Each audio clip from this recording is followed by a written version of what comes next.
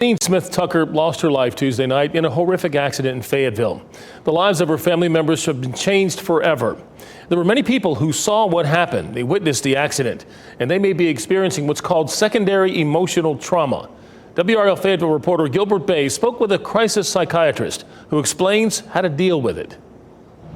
Well, there is a balloon and flowers that mark this intersection here where Janine Smith Tucker lost her life Tuesday night. Her children were in the car, but they're okay. You know, there were dozens of people at this intersection who witnessed this horrific accident and who have been emotionally touched by it.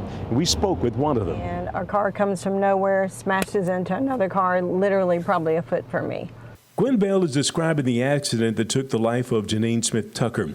Bell was behind the wheel of her car Tuesday night on Cliffdale Road and watched the horror of the accident unfold before her eyes. She says she can't get the images out of her head. I thought I was okay until yesterday when I realized I wasn't. I couldn't sleep because all I kept seeing was this woman and her children and her husband, and all I could think about was how this was going to impact their lives forever. Dr. Scott Klinzak is a crisis psychiatrist at Cape Fear Valley Medical Center. He says it's not uncommon for people who witness horrific events to suffer secondary emotional trauma.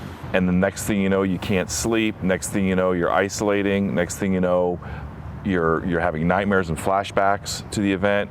That's the signal. That's the time to reach out and get some help. Doctors can prescribe medication to help, but Klinzak says the simplest thing to do is talk about the event. The problem is even talking about it, sometimes it hits you at night, it hits you the next day.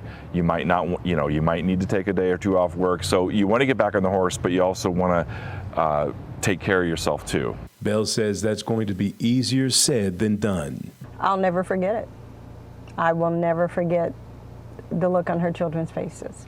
So if you experience an emotional trauma, the key to getting through it is identifying you have the problem and then seeking professional help as quickly as you can.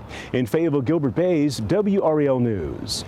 And experts say the key to getting through witnessing a traumatic event, reach out to your support system. Start with your family, your friends, and your church. If that's not making you feel better, get professional help.